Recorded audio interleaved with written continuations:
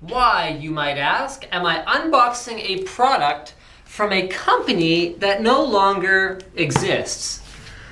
Well, I have a very good reason. So NCIX still has a lot of these GS-450 power supplies, and they are still selling very well, and the return rates on them are very, very low, so it seems to be an adequate quality unit. It's at a very aggressive price. And NCIX is actually covering a 1-year warranty on it, regardless of whether we're getting any support from BFG. So yeah, it's kind of, even though the company that makes it no longer exists, this product is still out there and you can still buy it. And it does come with a 1-year warranty directly from NCIX, which in some ways, especially if you buy it at one of our stores, is even more convenient than having a manufacturer warranty for a year or whatever, because then you can just go right to the store and exchange it if it dies. So anyway, there you go. This is the GS-450 power supply. It is a BFG power supply from their GS series, and it provides 450 watts of power. So let's go around to the back where it says something along the lines of efficiency meets affordability. It's definitely affordable, although with the newest standards of 80 plus going up to 80 plus gold, it's no longer really a leading on the leading edge in terms of efficiency. In terms of features, it still is reasonably up to date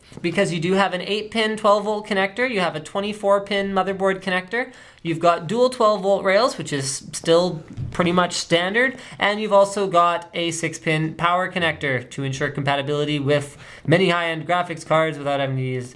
Okay, well this is BS. Unreliable, often performance-hindering adapters. Yeah, those don't do anything bad. Anyway, so you can read that if you want. Pause the video if you feel like it. I'm just going to go ahead and open up the box. Here's some more specifications for you if you want to check those out.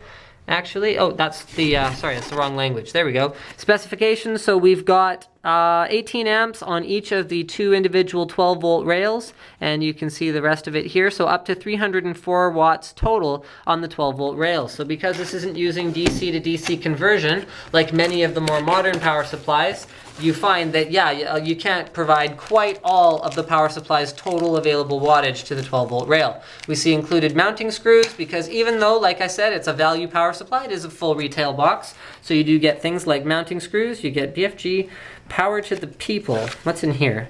Need help? Yeah, don't call that number, doesn't exist. Don't go there, doesn't exist. What else do we have in here? Installation guide, that's still relevant. And that's all that's in there, okay. Let's see what else we got in here.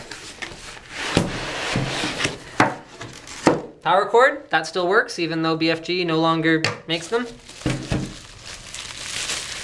And the power supply itself, here we go. I always kind of liked BFG's power supplies. I like the overall finish of them. I think they're kind of nice. They're not quite shiny. It's kind of like a matte brushed shiny, like it's almost like a hybrid finish. Like I hope I can get you guys an angle. Can you see the brushedness of it at all? Okay, so depending how you look at it, you get kind of a bunch of different finishes in one. Very fingerprint resistant, very scratch resistant, and I really like that because something can look as good as it wants when it's brand new, but if it's just gonna look like crap as soon as you take it out of the box, manhandle it a little bit, and put it in your case, well then what's the point, right? You've got a 140 millimeter cooling fan here on the bottom of the unit, so make sure that that's got access to fresh air, whether you're mounting it fan side down or fan side up, doesn't really matter. We've got the overall specs over here on the side again, so you can see those if you so desire.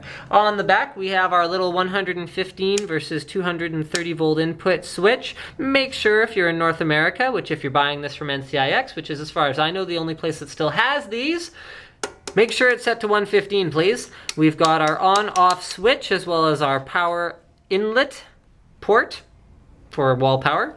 On the other side, we have nothing. On the top, we have nothing.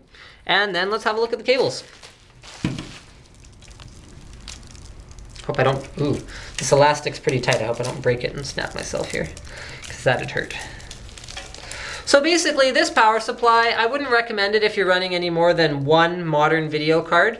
And even then, I probably wouldn't recommend it for anything higher end than maybe like a 6870, something along those lines. You don't want to be trying to power up like GTX 580 on something like this. So remember, with a 6870, one 6-pin PCI Express connector won't be enough, so you'll probably have to use So you'll probably end up using an adapter with 2 Molex to another 6-pin in order to run a video card like that, and you're going to be just fine that way. So in terms of other connectors, okay, so we got our 6-pin PCIe. We have a very, very short 8-pin connector. So either you're going to want to make sure your case has a top-mounted power supply, or you will need to buy an extension cable for that, so bear that in mind.